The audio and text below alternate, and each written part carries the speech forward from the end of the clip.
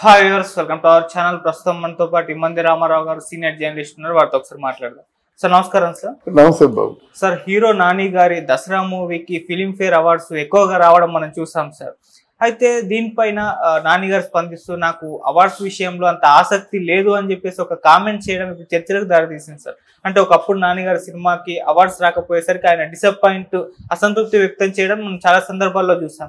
ఇప్పుడు ఇన్ని అవార్డ్స్ వచ్చినప్పుడు ఎందుకు ఆసక్తి లేదు అని చెప్పారు, ఎందుకు ఆనందం వ్యక్తపరచలేదని చెప్పేసి ఒక చర్చ అయితే జరుగుతుంది సార్. మరి ఆయన కామెంట్ పైన మీ ఒపీనియన్ ఏంటి సార్?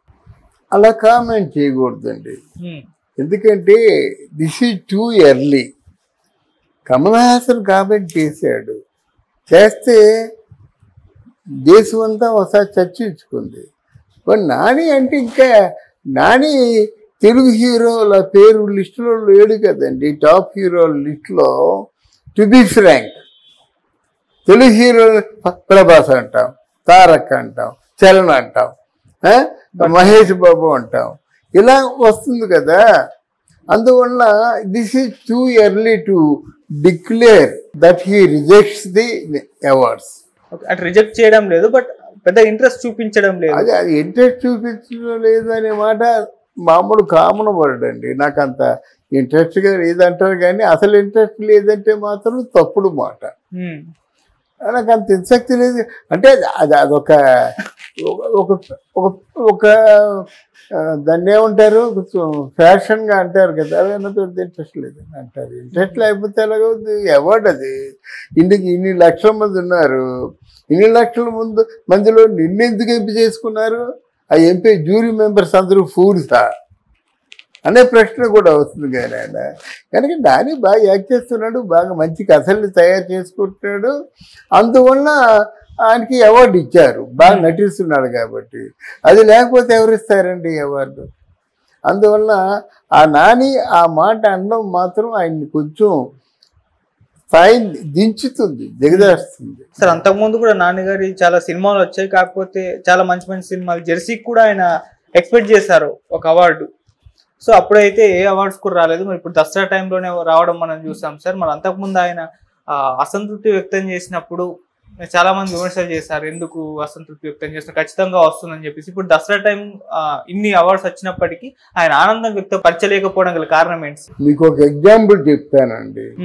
మా గురువు గారు మేఘ సందేశం సినిమా తీశారు.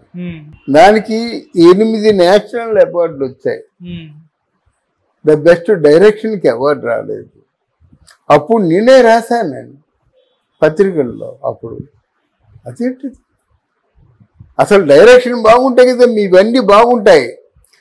ఈ ప్రతిభను అంతటిని కూడా ఆవిష్కరించవలసిన వాడు డైరెక్టర్. ఆ డైరెక్టర్కి అవార్డు రాలేదు. మ్యూజిక్ వచ్చింది, పాట పాడే వాళ్ళకి వచ్చింది, ఇంకేదో కెమెరామెన్కి వచ్చింది. ఇలా 8 అవార్డులు వచ్చి దర్శకుడికి అవార్డు రాకపోతే ఆయన ఏమనుకోవాలి? ఎంతగా కిమ్ అనలేదు దాసనారాయణరావు గారు. ఆ మాట మంచి తెలివిగా ఒక విమర్శ చేశారు.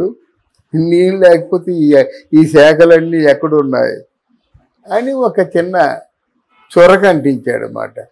ఎలా ఉంటాయంటే జ్యూరీ మెంబర్స్కి కొన్ని రిస్ట్రిక్షన్స్ ఉంటాయి. గుమ్మడి గారే స్వయంగా చెప్పారు, మేఘ సందేశం సినిమాలో బెస్ట్ హీరోయిన్గా జయసుధకి అవార్డు ఇవ్వాలి. అవార్డు ఇవ్వాలంటే అవార్డు డిక్లేర్ చేస్తారు. వాడు ఎవడో ఉన్నాడు, వాడు ఏమండి అమ్మాయి మాట్లాడుతున్న మాటలో ఆ భాష కరెక్ట్గా లేదండి, భార్య అంటుంది, భక్తి అంటుంది, ఒత్తులు లేవండి అని చెప్పారు. కొట్టేశారు. ఆ మాట్లాడుతున్న మాటల్లో వీళ్ళు మద్రాసులో పుట్టిన వాళ్ళకి అంత పెర్ఫెక్షన్ ఎలాగొస్తుందండి? భార్య అంటాం, బాధ్యత అంటాం, మరి ఎక్కడ ఉత్తి పెట్టాలో ఎక్కడ ఏం చేయాలో అనేది వాళ్ళకి తెలియదు కదా. అయినా అవార్డు క్యాన్సిల్ అయింది. ఆ క్యాన్సిల్ అయినందుకు గుమ్మడి గారు స్వయాన జయసుధ గారికి క్షమాపణ చెప్పుకున్నాడు. జయసుధ బ్రతికే ఉంది, అడగండి. జయసుధ బ్రతికే ఉంది అవార్డు. అందువల్ల ఈ అవార్డు తప్పిపోవడము రావడం అన్నది మన చేతుల్లో లేదండి. ఎన్ని సినిమాల్లో కమల్ హాసన్ యాక్ట్ చేశారండి, ఎన్ని సినిమాల్లో ఎంతమంది ఎంత ఎఫర్ట్ పెట్టారండి. ఒక్క తెలుగు సినిమాలకే 2 అవార్డులు రావడం ఏంటి? ఆస్కార్ అవార్డులు అసలు ఇంతవరకు మన నేషనల్ అవార్డు వరకే వెళ్ళలేదు. మరి ఆస్కార్ అవార్డు వాళ్ళంతలో వాళ్ళు వచ్చి తెలుగు పరిశ్రమకి ఇచ్చి అక్కడ అమెరికాలో టీవీలన్నీ ప్రతిధ్వనించాయన్నమాట. అందువల్ల అవార్డుల గురించి మనం విమర్శించడానికి అవకాశం లేదు. అక్కడ ఉన్నటువంటి పరిస్థితులను బట్టి మనకి అవార్డులు వస్తాయి, కానీ అవార్డు రాలేదని చెప్పేసి ఆలోచించవలసిన అవసరం లేదు. ఇన్ని శాఖలన్నీ కూడా అవార్డులు పొందాయంటే అక్కడ ఆయన ద బెస్ట్ పెర్ఫార్మెన్స్ ఇవ్వబట్టే కదా ఆ శాఖలకు ఒక నిండుదనం వచ్చింది. అక్కడే కానీ నాని పెర్ఫార్మెన్స్ బాగలేకపోతే ఇన్ని శాఖలకి అవార్డులు దక్కాయా? అలాగనుకొని తృప్తి పడాలి, కానీ నాకు రాలేదే, అయితే నాకు రాదు, అంత ఆసక్తి లేదు అనుకోవడం మాత్రం కరెక్ట్ కాదు. వచ్చింది కదా, ఎంజాయ్ చెయ్యి, సెలబ్రేట్ చేసుకోండి. మీరు ఎవరిని తిరస్కరిస్తున్నారు? సినిమా ఇండస్ట్రీలో ఉన్నటువంటి ప్రముఖులు, పండిపోయిన వాళ్ళు, తలపడిన వారు, జ్యూరీ మెంబర్స్ వాళ్ళు కదా నాకు నువ్వు ఇచ్చింది నాకు అంత కాదని చెప్పి ఒకప్పుడు అడిగింది ఒక మన సింగర్ గాయనిమని ఎస్ జానకి ఉంది కదా, ఎస్ జానకి పద్మవిభూషణ్ ఏదో అవార్డు ఇస్తామంటే తిరస్కరించింది. వాళ్ళు తిరస్కరిస్తే ఏమవుతుందంటే ఒక విలువ ఉంటుంది.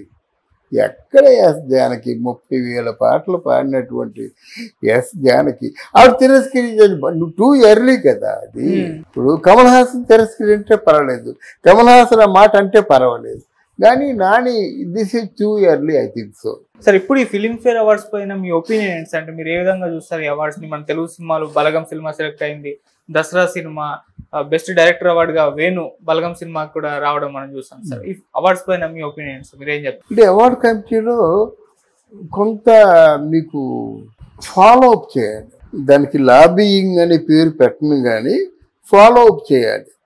ఫాలో అప్ చేస్తే వచ్చే అవకాశాలు ఉంటాయి.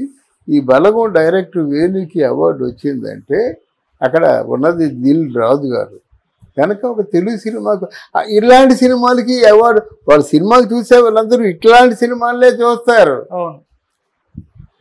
అంతేగాని దొంగ మొగుడు, గరణ మొగుడు ఇవి చూడరు. ఆ సినిమా మనకి పెద్ద కమర్షియల్ సినిమా అది. ఆ జ్యూరీ మెంబర్స్ కాదు, దీంట్లో ఏముంది మెసేజ్, ఇది జనాల మీద ఎలాంటి ప్రభావం చూపిస్తుంది, ఏవో వాళ్ళు పారామీటర్స్ ప్రామాణికతలు కొన్ని ఉంటాయి, ఆ ప్రామాణికతల బట్టి సినిమా ఉంటే అవార్డు ఇస్తారు. Okay sir, thank you so much. Thank you అమ్మా.